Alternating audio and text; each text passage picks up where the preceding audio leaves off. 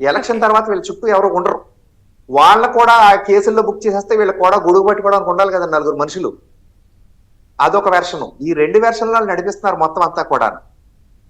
ఇప్పుడు ఏమి లేదని సింపుల్. గతంలో కోర్టు ఆర్డర్లతో ప్రభుత్వం నడిచేది, ఇప్పుడు ఈసీ రూలింగ్ చేస్తుంది అంతే. ఎప్పుడు వీళ్ళు చేసింది ఏమీ లేదు, దోచుకోవడం దాచుకోవడం తప్పితే.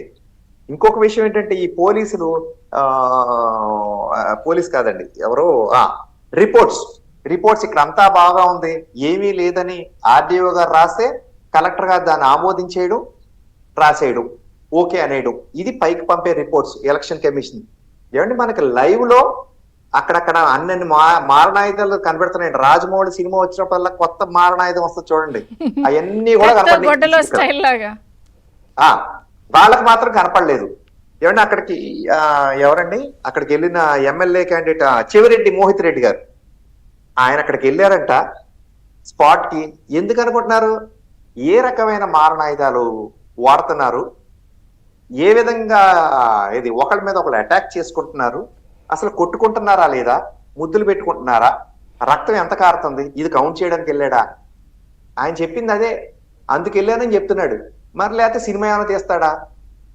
ఇవన్నీ వాళ్ళ ఆ విధంగా ఆయన చెప్తే అబ్బాయి నిజంగానే అక్కడ ఏమి గొడ్డలు లేవు, ఏమీ లేవు, అసలు ఆ ప్రస్తావనే లేదు.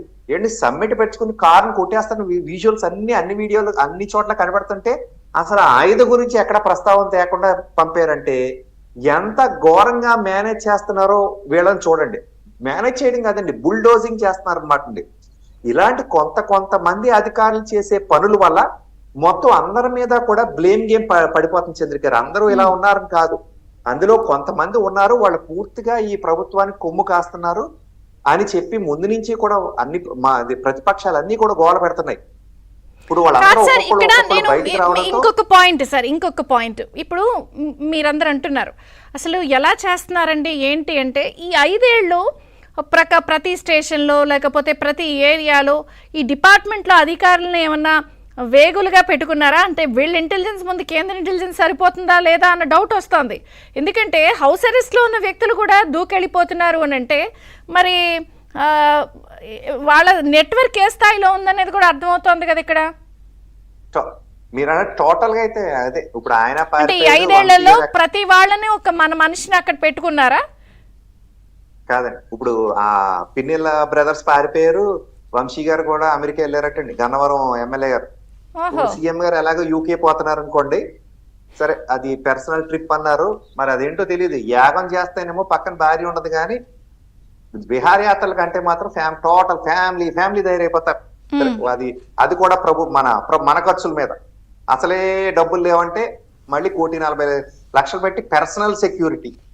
ఇక్కడ ఉన్న వాళ్ళు చెట్లు కొట్టేశారు సెక్యూరిటీ కోసం.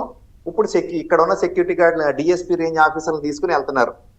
సరే వెనక్కి వచ్చేటప్పటికి ఏంటంటే ఇలా చూసారు వ్యవస్థలను అంతా కూడా. గతంలోనేమో టీడీపీ మేనేజ్ చేస్తుంది అనేవారు, ఇప్పుడు చూస్తుంటే అలా కాదండి. మొత్తం డిపార్ట్మెంట్లు అన్ని డిపార్ట్మెంట్లలో కూడాను సెట్టింగ్ చేశారు మొత్తం వీళ్ళ మనుషుల్ని. సో ఎక్కడెక్కడ ఏం జరుగుతుంది అనేది మాత్రం పాత రోజుల్లో నక్సలైట్లో క్యారియర్స్ ఉండేవారు చూడండి, ఆ విధంగా వీళ్ళకి అన్ని చోట్ల నుంచి ఇన్ఫర్మేషన్ పాస్ చేయడానికి మాత్రం టోటల్ గా నెట్వర్క్ అయితే ఎస్టాబ్లిష్ చేశారు. అర్జెంట్ గా ప్రభుత్వం వచ్చిన తర్వాత ఫస్ట్ చేయాల్సింది ఏంటంటే ఈ నెట్వర్క్ లో ఎవరెవరు ఉన్నారని ఐడెంటిఫై చేసి వాళ్ళ కనెక్షన్స్ కట్ చేస్తే తప్పితే ఈ వ్యవస్థ మొత్తం బాగుపడదండి. ఇంత ఘోరంగా వ్యవస్థ అయిపోద్దని ఎవరు కూడా ఊహించి ఉండరు. అయినా కానీ ఇంకో పక్క నుంచేమో బొత్స అన్నయ్య గారు సత్యన్నయ్య చెప్పేస్తున్నారు 9వ తారీఖుని మాకు మళ్ళీ సీఎం అయిపోతున్నారు, విశాఖపట్నం వచ్చి ప్రమాణ స్వీకారం చేస్తున్నారు.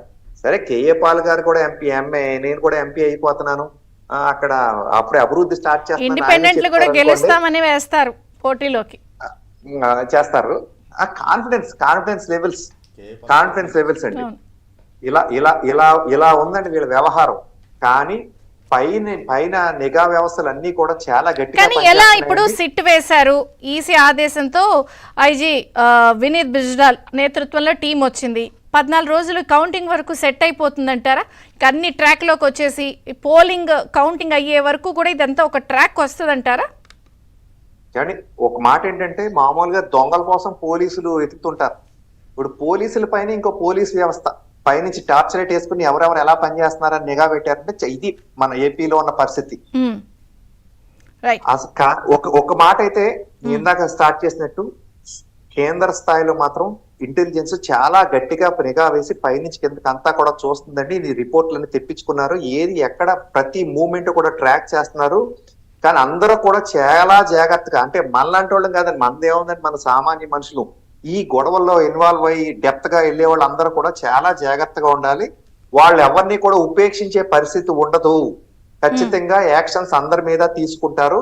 కానీ ఎవరి కాళ్ళు మాత్రం బహుపరా జాగ్రత్తగా ఉండాలని మనం ఈ సందర్భంగా వాళ్ళకి అలర్ట్ ఇవ్వాల్సిన అవసరం అయితే ఉందండి. కనీసం ఏంటంటే ఈ అలర్ట్ ఇవ్వడం వల్ల మన ఏపీలో గొడవలు తగ్గుతాయి అంతే అండి. వాళ్ళని మనం రక్షించట్లేదు. మన ఇంట్రెస్ట్ వల్ల ఏంటంటే ఏపీలో గొడవలు తగ్గితే రాష్ట్రంలో హింస ప్రేరేపించకుండా ఉంటారనే మన వర్షన్ అంతే అండి. రైట్, ఒక బ్రేక్ తీసుకుందాం. అధికారుల తీరుపై కూడా ఇంత వివాదాస్పదం, ఇంత చర్చనీయాంశం అవుతోంది. దీనిపై కూడా మనం మాట్లాడదాం. చిన్న విరామం, చర్చ కొనసాగుతుంది. దాదాపుగా కలెక్టర్లని, అలాగే ఎస్పీలని, ఎస్ఐలని, డిఎస్పీల స్థాయి వాళ్ళందరినీ కూడా